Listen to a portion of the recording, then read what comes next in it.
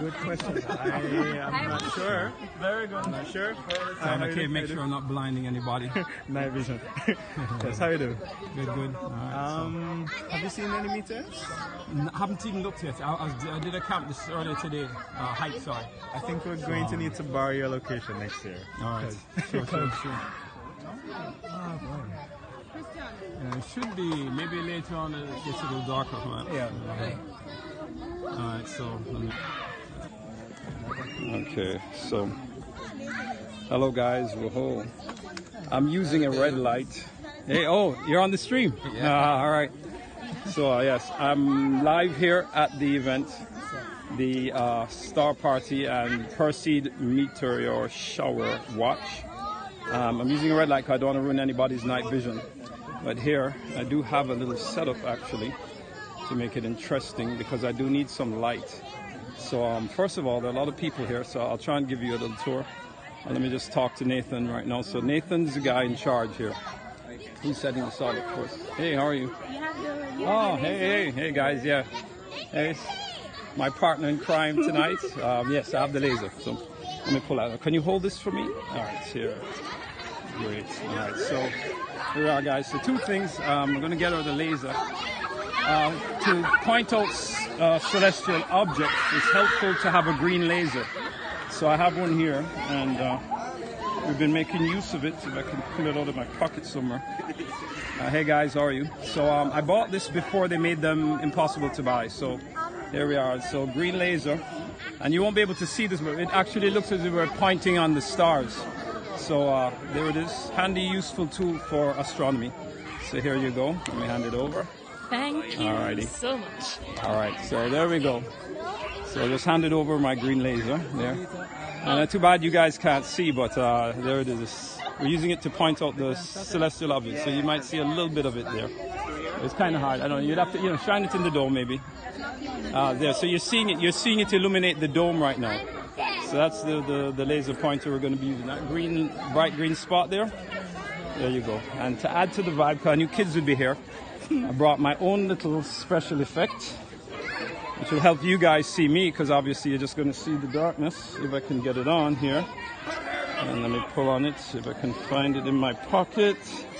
And 1, 2, 3. Thanks.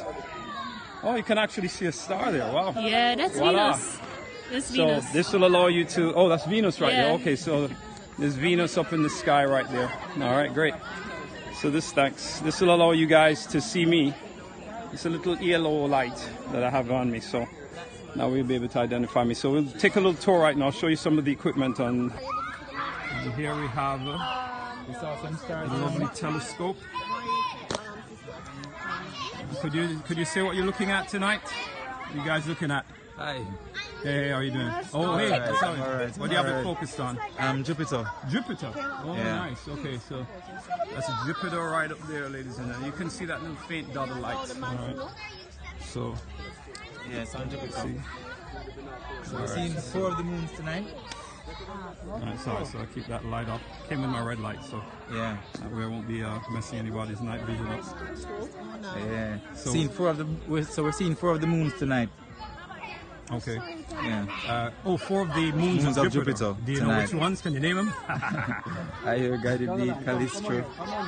Io, Ganymede, Callisto, and possibly Europa, right? Right. Europa. Those are the 4 largest moons. Right. Alrighty. So there you have it. And could you describe the instrument here? What is this? Alright. So this is a 6-inch Newtonian reflector. 6-inch Newtonian reflector. All right. Right. Yes. Great. So is this the most powerful telescope here tonight? No. The black one is an 8-inch. We have an 8-inch over here. Yeah, it's an 8-inch Dobsonian. 8-inch Dobsonian. Right. So that one will be more powerful than this. All right. Great. Right. So let me get this light out of people's eyes. I don't know why it keeps turning on. Oh, all right, there we go. Thank you. All right, so let's take a look at the 8-inch Dobsonian. And apologize for the low light, guys, but you have to understand It is a star party, so. Alright, so are you gonna? Here's Nathan. Hi. So you're gonna put it on Mars in a minute? I think that one was on Mars. Over there? Yeah, I think Okay. it actually might still be on Mars. Alright, But so I'm going to told ship this it is the on- biggest one here, right? It does have that honor, I think. Okay. Somehow, unfortunately.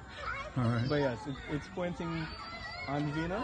I'm going to shift it to either Jupiter or Saturn in order to. Jupiter or Saturn. Alright, or great. So let's see here.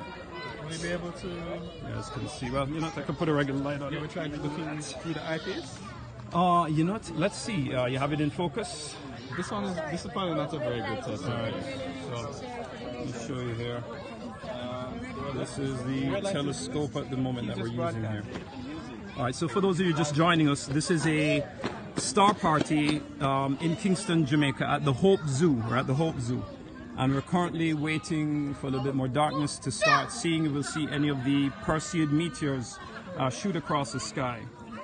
Right, yeah, it's a dark. Right, I have to keep it dark so I can shine the light here because obviously I'm at the telescope here. This is an Orion.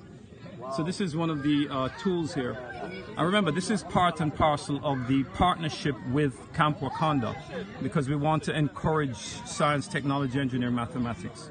So this is why I'm here and this is what we're doing. So I'm publicizing this to you guys. All right, so just to show you we're well on our way towards that reality. And we already have most of what we need, but we do want to enhance this up at Camp Wakanda. So there you go. So okay, guys. So again, any questions you have, you may direct them to me. I'll do my best to showcase what's happening here. I may take a quick tour. So just walk around, talk to people, ask them what they think. I'll just show you on view are a lot of different scopes here. So here's a nice little one right here. You can see this. So people have brought their equipment. I have my own pair of binoculars right here. So there are my binoculars right there. And I'm using the red light in order to preserve night vision. Yes, sir. I wanted to talk to you. Okay. Because, yes. Oh, I can speak to the camera. Yeah, man, speak to the camera. It's a live stream. Oh, cool. I Twitter, didn't know yes, there was to the Periscope. a Jamaican Astronomical Association. Yes, I know a lot of people don't realize it exists, and part of my job is to help raise awareness of this and of the project Camp Wakanda we're starting up in Stony Hill. Oh, cool. So it's a partnership between them and us and the Boy Scouts of Jamaica. So or the Scout Association, I should say, because girls are involved as well. Because I've been following meteor showers and lunar, solar eclipses, and yes, for a while. Yes. I didn't know there was someone here, a group here that was doing it. Yes, they've been here So- for a while, but it's just to raise awareness. And for my followers, sorry, yes, we're watching for the Perseid Meteor Shower. Tonight is the maximum expected appearance of meteors in the sky. So hopefully, we're hoping to see some. And in the meanwhile, we're also taking advantage of the presence of Saturn, Jupiter, Mars to take a look at those heavenly objects. And greetings from South Africa. Greetings. Yes. So yes, man. But I thought that it was more visible in the morning, like between 2 a.m. and 4 a.m. Unfortunately, we only have certain access here at the zoo. So really, I mean, we're doing a hope for the best. We may get lucky and see a few, streaks through the sky. I'm sure it will surely excite the kids. Yeah, absolutely. But for the moment, this is just to, again, partly raise awareness of the presence of the Astronomy Association of Jamaica. Right. And partly to, make a routine of getting people out and about for celestial events. Right, because I was out this morning at 3 a.m. Oh, you were? Yeah, it was kind of cloudy. Did you? Oh, well, it's yeah, cloudy. Cloudiness, yeah. So how do you get a part of this? So you become a part of this? The AAJ is on Facebook. I'm not on Facebook. You're not on Facebook? No. You gotta get on Facebook.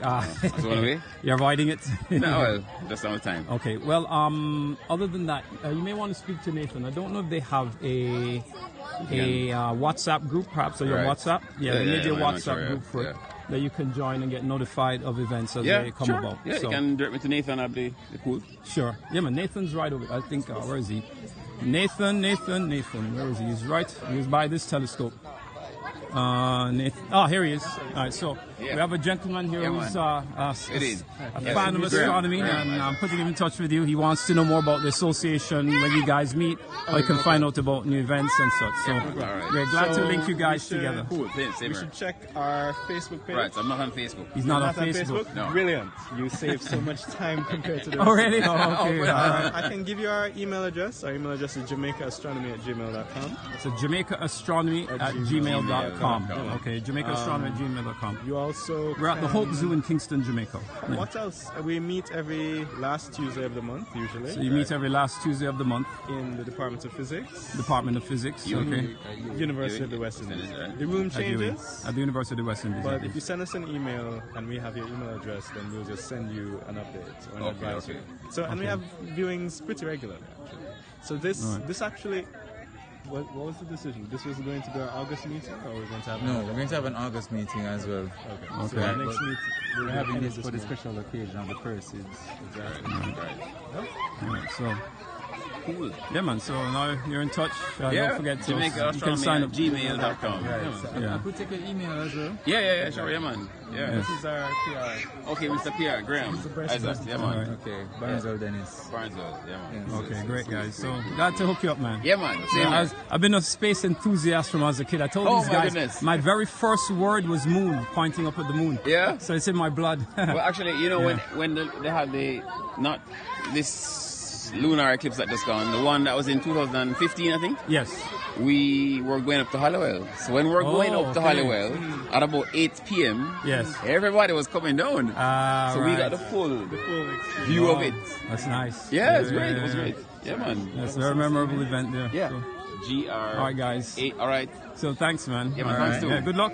Yeah. I was looking for who else? Mr. Rickman. Is he here? I saw him wandering around somewhere. Where is Mr. Rickman? I know I saw him somewhere. He was. Right here. Where is he? Oh, okay. Let me get my notepad here so I can. So there's Mr. Rickman. He's one of the principals in the Astronomy Association of Jamaica. Hi, Mr. Rickman. Sorry to shine the red light in your face. Mr. Dennison. I know. I'm doing a live stream, so I'm using the red light to preserve everybody's night vision. But we're trying to raise awareness of the Astronomy Association of Jamaica. I just got a new guy for you right over here. He had no idea you guys were around. Yeah. And he's been observing, celestial events on his own. Now he has company.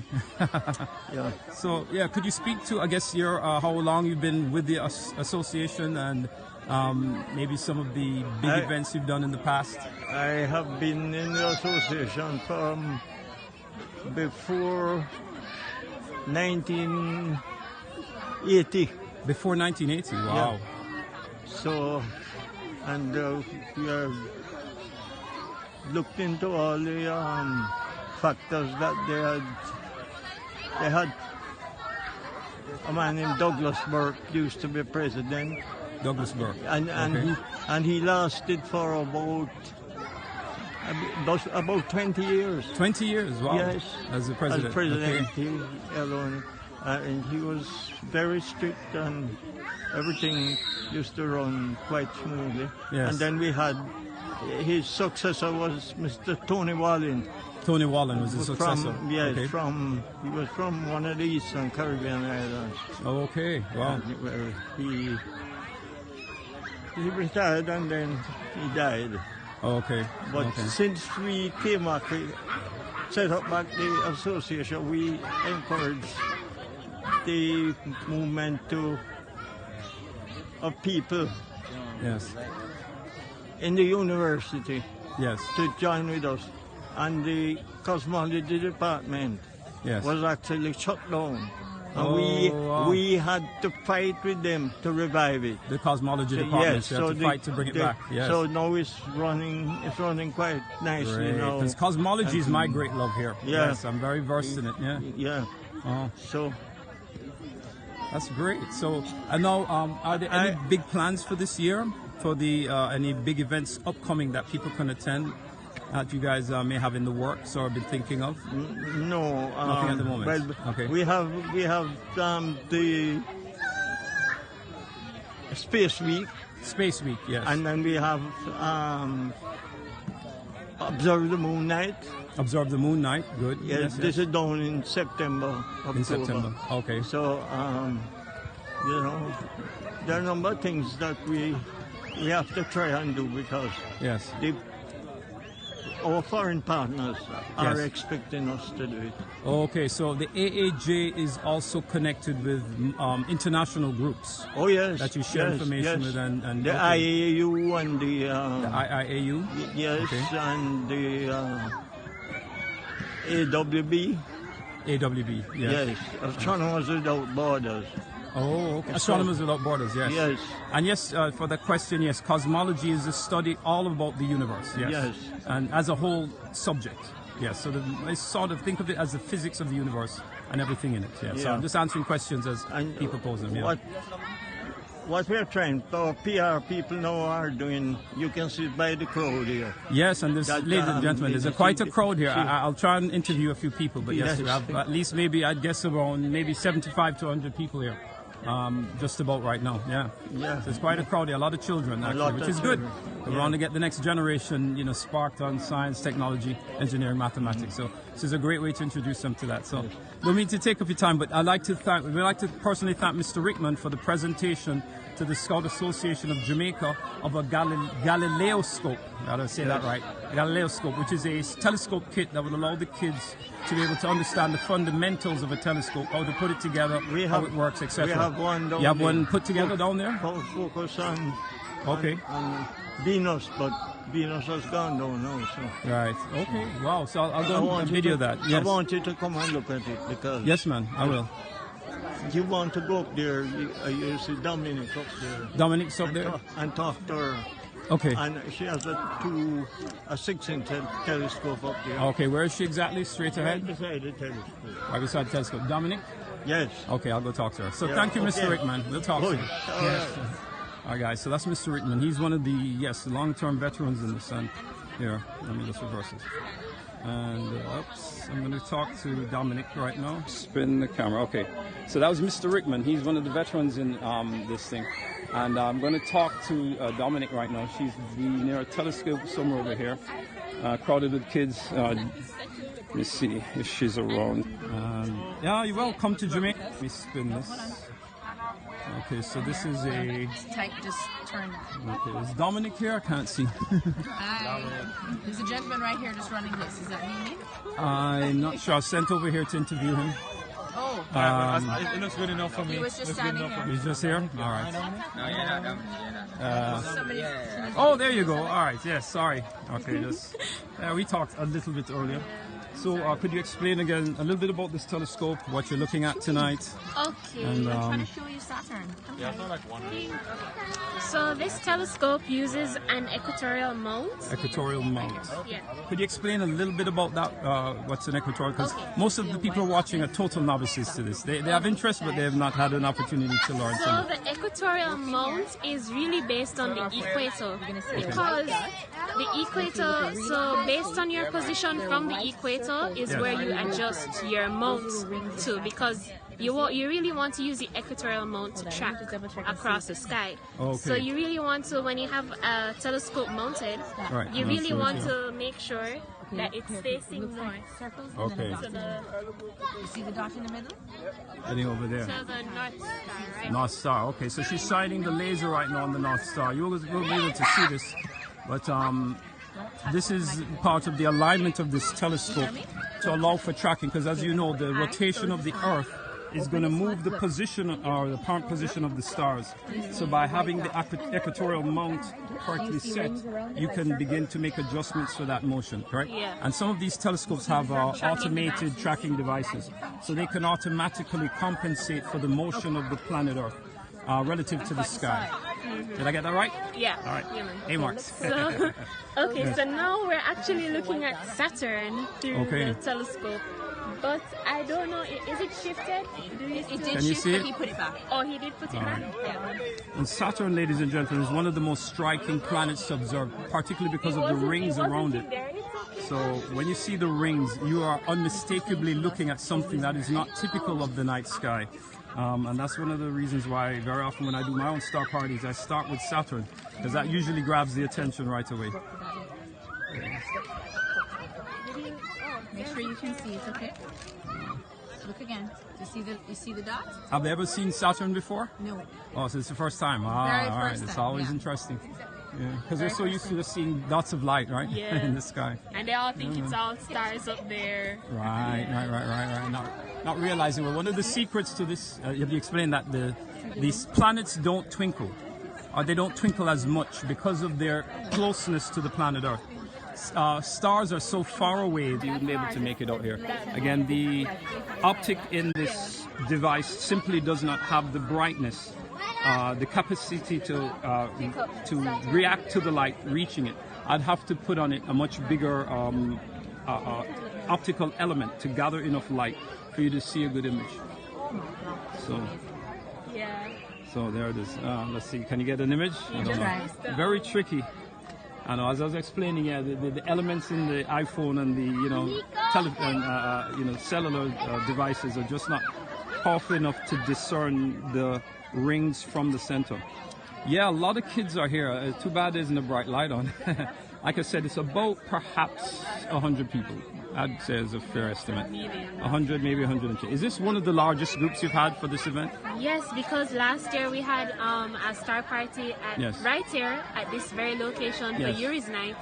And it was really between the AAJ members because they were the only people that really knew about it. But this year, a lot more promotion went into getting out the Perseid Meteor Shower, and henceforth we're here and we're having a good time. There's no meteors yet.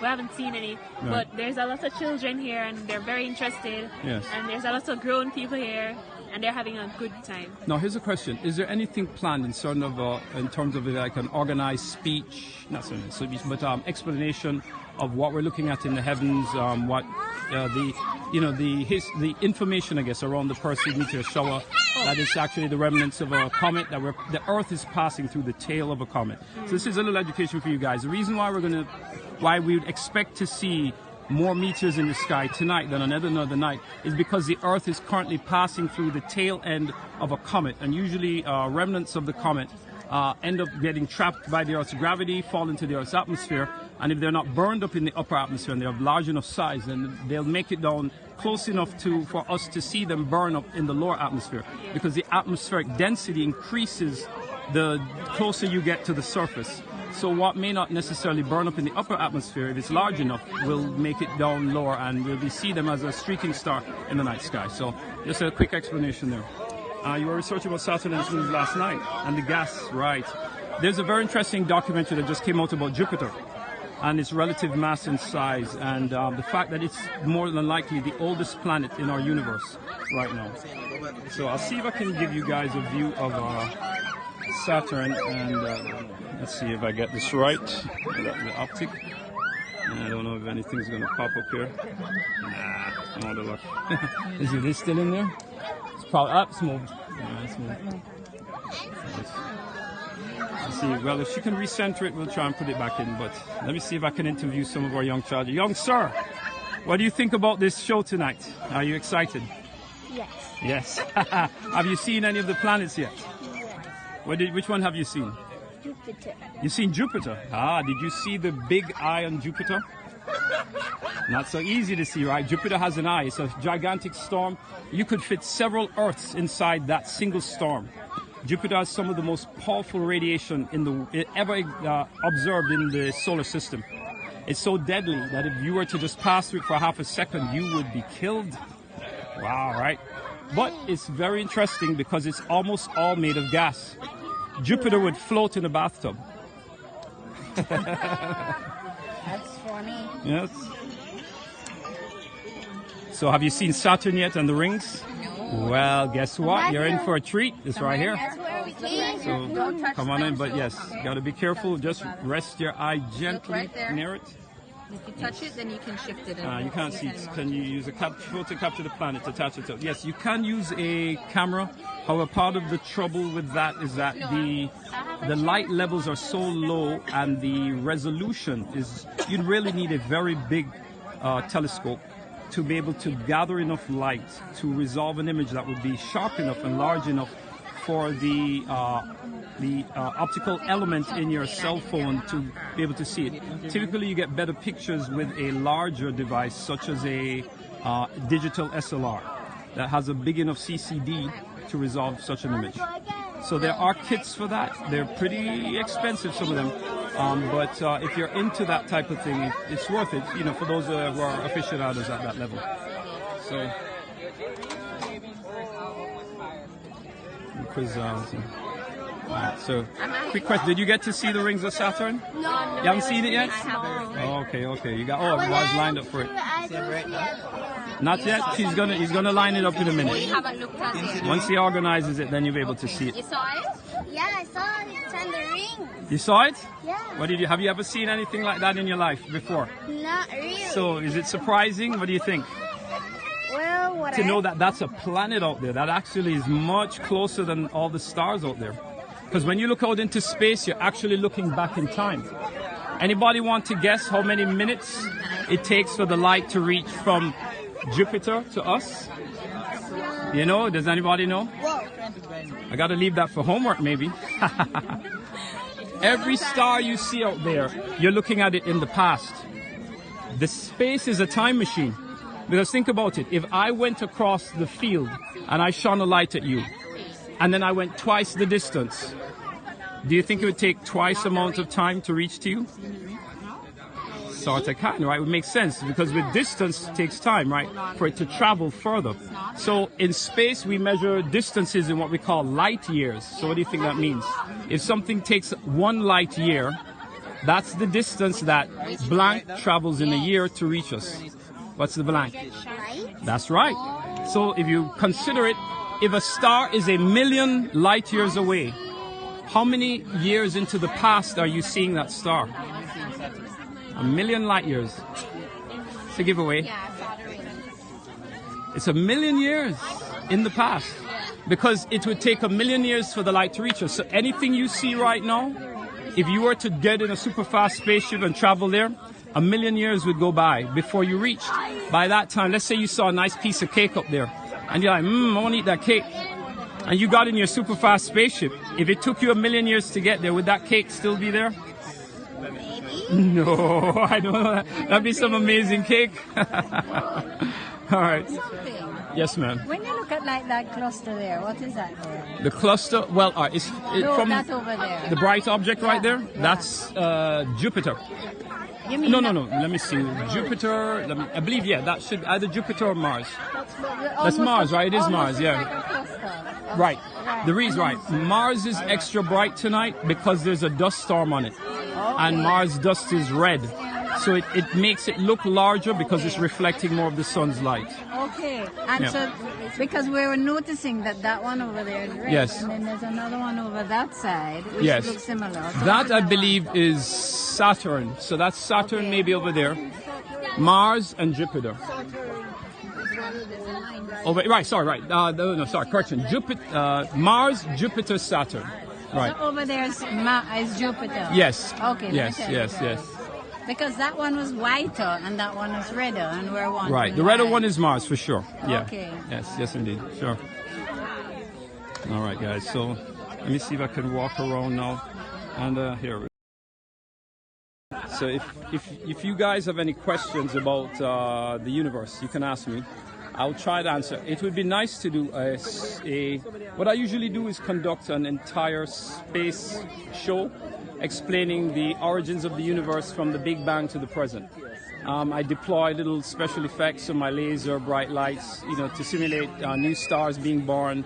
And I let kids understand certain fundamental principles like the Doppler effect and how redshift is used to determine where the direction that stars are moving in relative to each other in galaxies. I see this. Mars appears orange also. Yes, because the redness is significant enough that it does translate over the distance. So, what is a star? That's a good question. Well, the sun is a star, a giant ball of hydrogen that is of enough mass that it has collapsed in on itself and ignited in a nuclear explosion. Right? It's a controlled explosion that is being held in place by the very gravity of the gas that has amassed in that position, the hydrogen. Is the universe measurable? Yes, it is. And I suggest if you guys follow me, and let me stick that in here, I subscribe to a number of scopes on cosmology that explain all these questions in far better detail than, you know, my poor humble brain could. Because these are people who are studying the subject. So let me throw that up here for you. The share and the, there we go, oops. I got to be careful hitting buttons here. But yes, there are some great scopes out there that I retweet to my followers. So if you follow me, you'll get all of that. And one of the cosmologists from the university in Germany was just on this afternoon, and I retweeted her scope earlier. Would you recommend a Nikon P900 super zoom camera for astrophotography? I'm not an expert in recommending equipment. So what I would suggest, make use of Google, make use of you know, the search engines to find people who have experimented with different rigs to figure out what's good, what's in your budget. Because some of the stuff, let me tell you, it's not cheap. It's not cheap. So you may have to experiment a little bit and do some research to find out what works best. Best to use those search tools because you don't want to reinvent the wheel here. If somebody has figured it out already, good for you. So many satellites in the sky, yes. Well, you know, we use satellites for communication. But the problem is it's getting crowded up there. You know, so communication, defense, you know, various other scientific applications, they're an essential part of the mix, but they're also vulnerability because as you saw in the movie, what was that movie? I'm forgetting. What was it? Gravity, the movie Gravity. You know, if we litter space with debris, remember these things are traveling at immense speeds. And, you know the laws of motion and, you know, conservation of energy.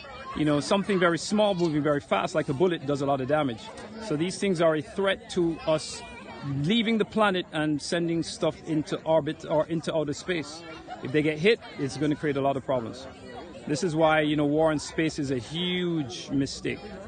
Because if we throw on a lot of debris there, we could render, you know, we could trap ourselves on the very planet we may need to get out of at some point in time in the future. Do I believe it possible to travel back and forth in time? We can travel forward in time. This has been proven every time astronauts leave the Earth, and this is alluded to in the movie, in what was that movie? Interstellar.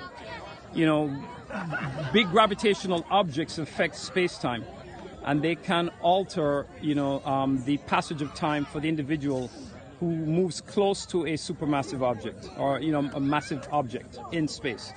So, let's see, other satellites are launched to research other planets. Yes, so those interplanetary satellites and orbiters are great tools for mankind to study the, you know, our solar neighbors, right? Our neighbors in the solar system, in order to gather more information from them, because the future may lie in mining these planets for resources instead of just sticking with what's on the Earth.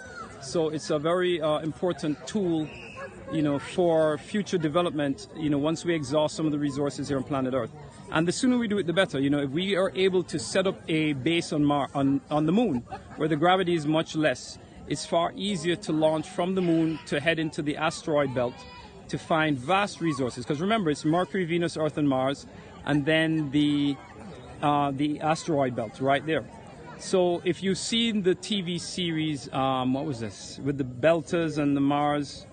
Oh my gosh, I'm forgetting the show now. But you know, where in the future there are people trying to colonize Mars, there are people mining the asteroid belt, and people you know, still living on Earth, but Earth is now denuded and rendered a little bit less hospitable, you know, and hence the need to reach out. You know, it's a great TV series. What's it called? Damn it, I don't know why I'm forgetting. Somebody remind me. So your question, what is space-time? You know, these are big questions. I'll have to address these. First, I'll refer you to those who are more informed than I am. I'm good at rendering the complex simple for children. I could do the same for you, but tonight we're going to focus on the star party. I want to interview some more people, just to give you a sense of who's here. I'm totally crowded with children here, but a lot of adults too. So I wouldn't be surprised if, you know, people aren't, you know, exercising their love for space.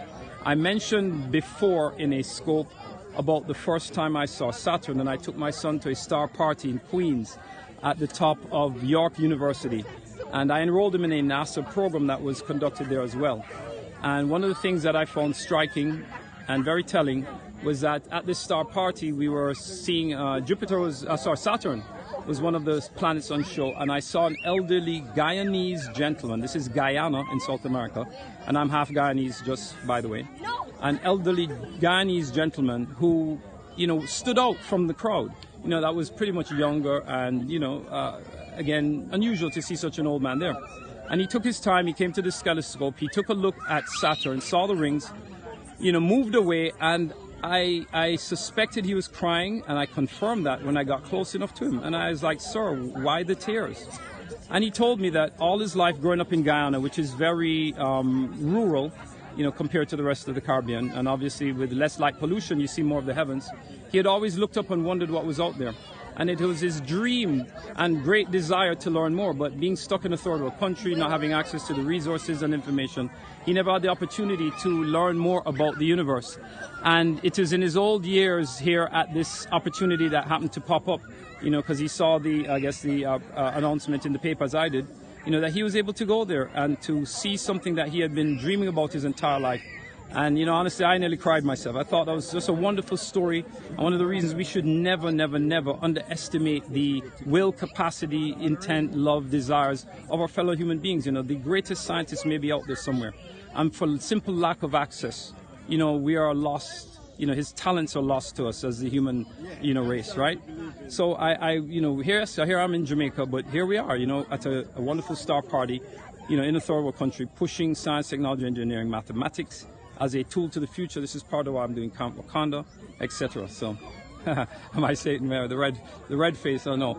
Red light is to preserve night vision. For those of you who don't know, the eyes have a chemical called rhodopsin that gets utilized very quickly in regular white light.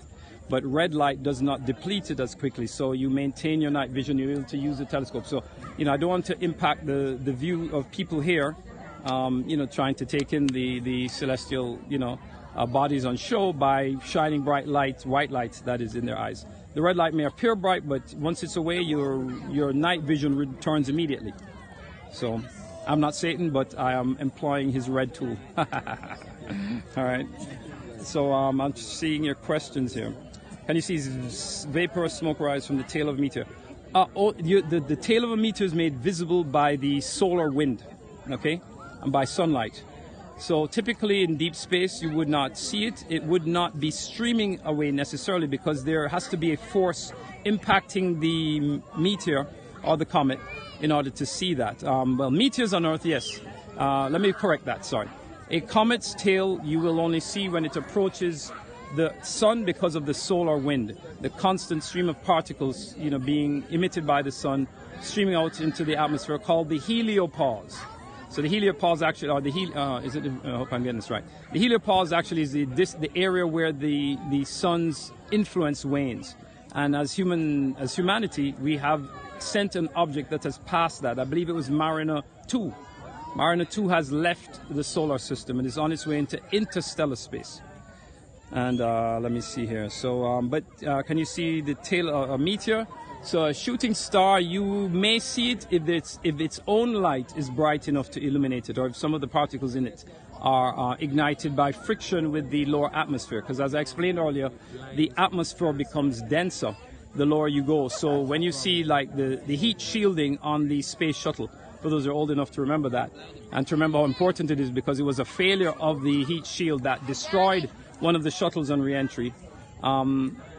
You know, that this is the reason why we're able to see shooting stars and why they appear as bright as they do. They're literally burning up because of the speed they're traveling at in the lower Earth atmosphere. You meant the comet. Okay, so yes, I was wondering what you were referring to. Meteor tail, right. So the light of a meteor, of a comet, is from the sun. That's the sun shining off of the, you know, ice crystals and such that are in the tail. That's why a comet's tail can be in front of it if it's moving away from the sun, because the solar wind travels past the comet faster than the comet itself is moving. So there you go. But guys, I could answer these questions all night. You know, let's take a walk around and interview some more people. Let's find out why people are here. You know, enough of my face. You know, and again, I hope you're enjoying this. I like to, you know, enlightenment is my thing. You know, I do scopes on a number of things, but science is my first real true love. So, you know, this is where, you know, we can forget about all the negativity of the world and focus on, you know, advancement. For those of you who didn't know, there was a satellite launched heading towards the sun, and this happened late last night. I actually stayed up to watch that because while all the nonsense is going on in the world, science moves forward, and thank God for that. And we really need to emphasize this more. You know, I talk about these subjects, and if you follow me, you'll see more. I'm going to delve more into these things like artificial intelligence and so on. You know, are great interest to me because they impact our immediate future. And you should be aware of what's going on because you have to direct your children, right, correctly so that they'll enter the fields that, for example, won't be rendered obsolete by AI and by automation. And these changes are rapidly occurring. So it's very important that you track these things and are made aware of them, you know, early before these changes, you know, fall upon you, right? So let's turn this around now. Let's do a little tour and see who's here. And I have to be careful I don't step on anybody because there are blankets and such all around. So let me just check in with Nathan because, you know, arguably they should be doing a talk to everybody. And if I had known this, I'd have brought my my megaphone. Hi, Nathan. Yes. Just a quick question. Yes. Is there going to be a general talk about what we're seeing tonight? Was this planned? Or? We had a short talk. You did have already? Short talk. Yeah. Okay. Why? Is there Oh, no, I just wondered if I missed it. Because typically, yeah, there's, you know, usually a little explanation of the heavens and, you know, some general information. People get to ask questions. So I didn't know I just wanted to know if I missed it or not. We had a very short talk, and things, you know, as satellites came overhead when we mentioned it. Actually, one came overhead during the talk. Oh, satellite. Oh, yeah. Great. Yes, but what we're going to do is, as it comes closer to the time that the Perseids are coming overhead, then I'll probably make another announcement. Now, do you have a megaphone? You know, I have one, you know. I could have brought. Yeah, man. I have a megaphone. I have all sorts of amplification equipment. It's pity if I had known. Nah, that's going to be hard. Yeah. You know, where we're at, ladies and gentlemen, you can't see this, but we're at the, what is this called again? The amphitheater. Yes. We're at the amphitheater at the Hope Zoo. So this is the Hope Zoo, Kingston Zoo. And this is the amphitheater where bands come and perform. I believe every first Sunday. Yes. It's first Sunday, right? First or second Sunday. You know who's showed this case? Is my good cooking friend. What's it? Oh Lord, why am I forgetting names tonight? I tell you. You know what? I just hiked this morning. I was up for 5. Oh wow. So yeah, I literally came from the hike, came home, showered, and here I am. I'm forgetting. You guys got to help me. But he's the second most prolific. Well, no, actually, he hasn't been scoping much anymore. But he does good scopes for cooking, and he also comes here for those Saturday musical performances here. So you guys can catch that live on his scope. I may try and do 1 or 2 myself if I'm able to get away on a Sunday to partake of them. But it's a nice heavens tonight. I don't know if you guys, well, too bad you can't see the stars above and the planets. But I'll tell you what, I'm going to go around. Let's interview some of these kids, see what they, you know, how they're being impacted by this event. And any information you want to pass on to the viewers about the AAJ in general? Sure. So the AJ, we meet. So tonight's a special viewing, but our meetings are held every last Tuesday of the month. So every last Tuesday. So we should have a regular meeting last Tuesday in August, as usual. Okay. They're held in the physics department, Mona. Okay. Except when otherwise advertised. So today we have a special meeting, so we have sent out messages about it. All right. So we start at about 6:30. Meetings usually are split between administrative stuff, the boring stuff in the meeting, right. and then viewings like these. So if you come to the physics department about 6:37 on the last Tuesday of the month, chances are you'll find one of our meetings. Oh, okay. And great. they're fun. They're fun. Yes, we never had a boring meeting yet. Yeah. And have you found reception for science in general to be big among kids, not so great? What's your take for Jamaica? Personally, I think every child is born a scientist because we all have this desire to learn and to explore and to experience the world around us. Yes, I agree. And so when you have kids that are seeing things they've never seen or have seen in a new light, literally a new light, Jupiter, Saturn, the moon, it catches them in a way that is very difficult to do otherwise. And the reception has been good. It's been very, very, very good. And I think that's when you have to try and catch people. It makes no sense trying to catch people when they've already been inculcated to say science is boring. Yes. Science has no use. Science is only if you're going to be doing a natural science job. That's not the truth. And so by exposing kids to science from early and meaningful science, you help to build that foundation that can be useful if they want to go into the sciences or not. Yeah. It keeps it alive with them. Now here's a question. Has the government reached out to the AAJ at any point, or have you guys made any attempt for support, for enhancing the program, for funding? How are you funded anyway? I mean, how do you... The AAJ is a non-profit. It's a non-profit, okay. A non-profit organization, and we are funded primarily through the dues that members pay, just like any other club or association. Okay. But in the past, we have actually partnered with the Jamaican club. We actually did... So we had a program, and it's an ongoing program, where we deliver telescopes to schools that's interested in starting astro clubs, star clubs. Oh, okay. Oh, are these the Galileo scopes? The Galileo scopes, which I have one later, and I'll demonstrate that telescope sometime later, once I do a more formal breakdown of the partnership between the AAJ and the Scouts of Jamaica, because we have an upcoming Coboree in 2019. We're hosting the regional Coboree. A number of nations have signed on that they want to partner with the AAJ because the theme, just by chance, not by planning, just by chance, is cubbing a universe of fun. So, and I'll show you guys on my Twitter feed the graphic for it, which is a cub riding a spaceship, no less, into the universe. Really? So I thought that was just too much coincidence there, my friend. Really? Yeah, it's perfect. The timing, the connection, everything. So, this is a great mutual benefit to the association as well as to the Scouts. So we do have these telescopes that we've been giving out to different schools. Yeah. And I think for that, because you have to give it out to registered schools. Someone can't just come up and say, I want a telescope. Right. I want a telescope. Right. So with that, we did go to the registered schools, and that's still been a success. Yes. Currently with that project, we are looking at the list of schools that we've reached and trying to do, what do you call it, follow-up studies to see, to what extent implementing the science labs has been useful, whether they have the telescope in a corner taking up dust, or if it's actually being used. And then based on that, we're going to launch the second leg of the program, which is basically doing the same thing, trying to ensure that once the science lab is started, it keeps going. Okay. And what would really be fun, and we'll take some more planning, which is an ongoing idea, is to track people that come through this program. To track them, to see if there's an influence, in their future career choice. Because we know at least one person who is active in a local Kingston High School. Yes. Started an astro club, got a telescope, stuck with astronomy, became a member of the AJ, and is actually studying, I don't think she's studying astronomy, but I think she's studying computer science or electronics with an astronomy option. Astronomy option? Oh, wow, that's good. So that's been, and she's been an outstanding example, but she's not the only one. Right.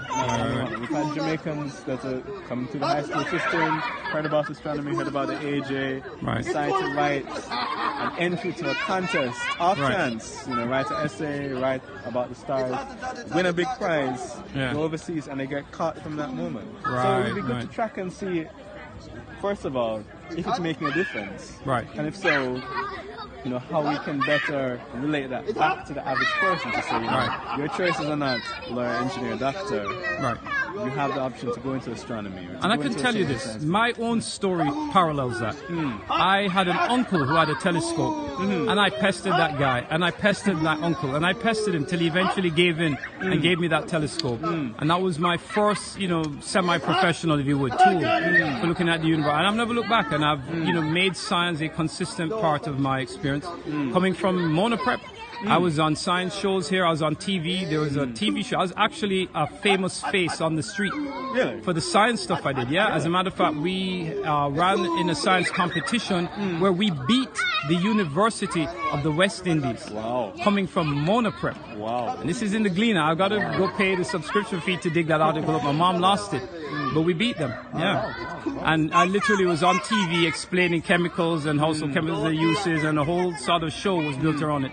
That followed on from that. So and you could argue it started with a telescope and started with my interest just in space in general from a baby.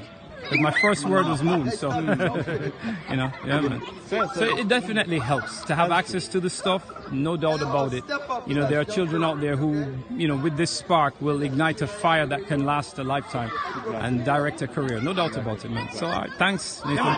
I set you free here. I know you got to do run the show, so we'll talk in a little bit. Yeah, man. All right, but yeah, let me tell you something. This project with Camp Wakanda, for those of you who are new to this, let me tell you how fate has played a hand.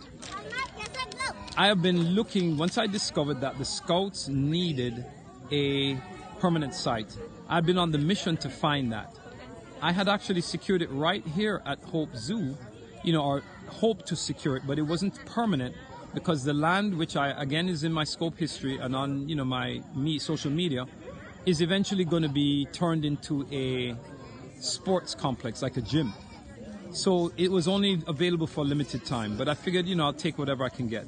The very, very first place I went to, I was completely rejected by the woman who took it personal for some reason that I was trying to do this. And she kept making, you know, slights like maybe she thought I was a pedophile or something.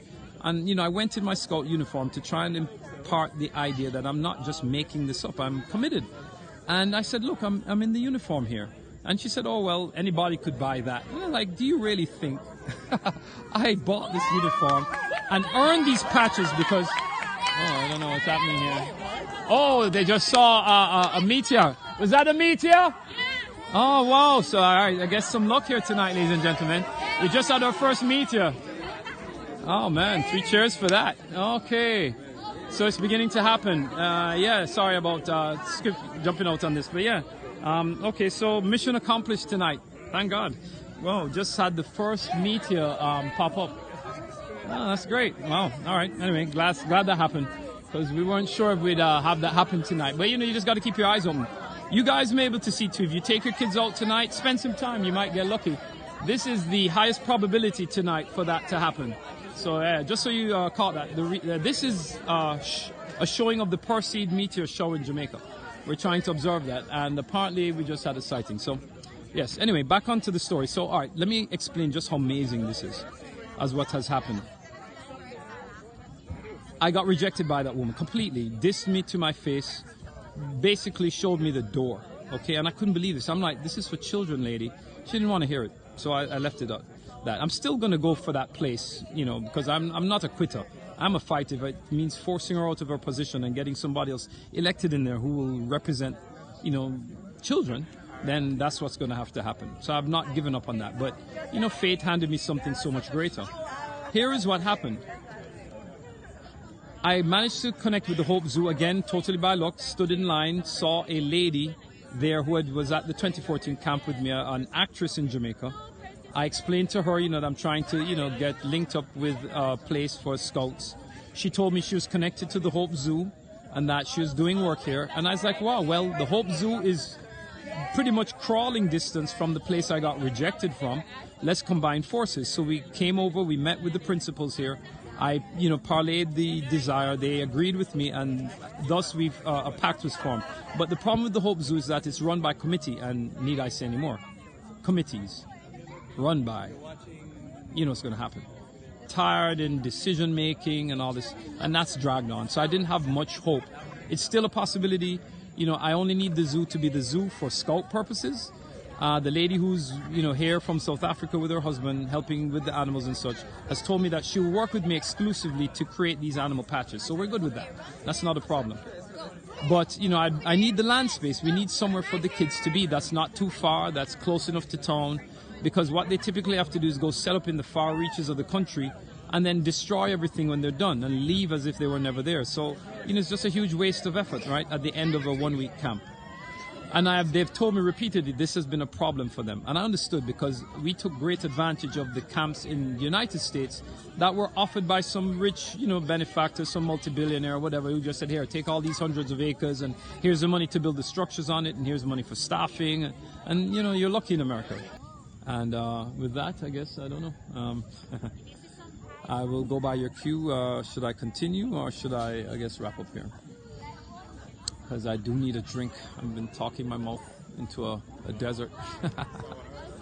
Yes, I think it's starting to wrap up here. So Well, let's see. We have quite a few viewers still. Well, I hope I've enlightened and entertained you guys and given you some food for thought and some inspiration to go out there and act. Do something, yeah? Don't just sit on your butts.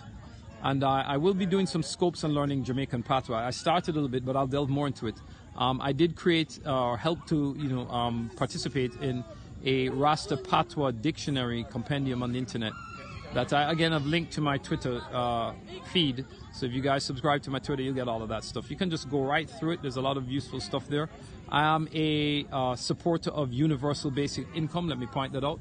Something you all should be paying attention to, especially in light of the growing importance and adoption of artificial intelligence and automation that is happening rapidly. A lot of the jobs you're working now are going to be gone, ladies and gentlemen. And we need to welcome that. What I envision is a future in which universal basic income, garnered from increased taxes on companies that fully automate, will be distributed to every single human being free. And morning, so that's it. I guess that's my cue to end the scope. So again, pay attention for all of these things. Follow, support, subscribe, spread the word. And we'll be doing more in the future. So again, thanks guys for watching. I appreciate your attentions. And look out for that alter ego I'm creating where I'll be doing music. Bringing back the best mixes of the 70s, 80s, 90s. The quality music, the real... Oh, another one? Another one. We just had another meteor. You hear the rejoicing here, right? I think you really have to wait till the later hours of the night. Man, I'm here talking to you guys. I'm missing all the fun. Oh, wow. Anyway, so that's it, guys. I got a little part, so I know I'm going to run out. But thanks for watching. And like I said, I'll be delving into a lot of different things. If you want a little taste of that music scope, go back. I did a mix of the 90s music. I'm going to do some more, a part 2 to that and more in the future. And in that scope, I teach you how to be the best possible DJ. All of the secrets revealed for effective mixing using a tool that only myself and Dr. Dre I know of have. And that's Dr. Dre of Beats. Yes, we share a connection there, and I explain that in the scope, so you just got to go watch it. And I have links to software that you can use to be a super effective DJ with your iPad. I'm not sure if they have it for Android, but I know definitely it's for the iPad. So again, I'll end it there. Thanks for watching. I appreciate your attentions, and I repeat again, don't forget, if you don't know the past, you won't understand the present, and you'll be lost in the future. Educate yourselves. Thanks for watching.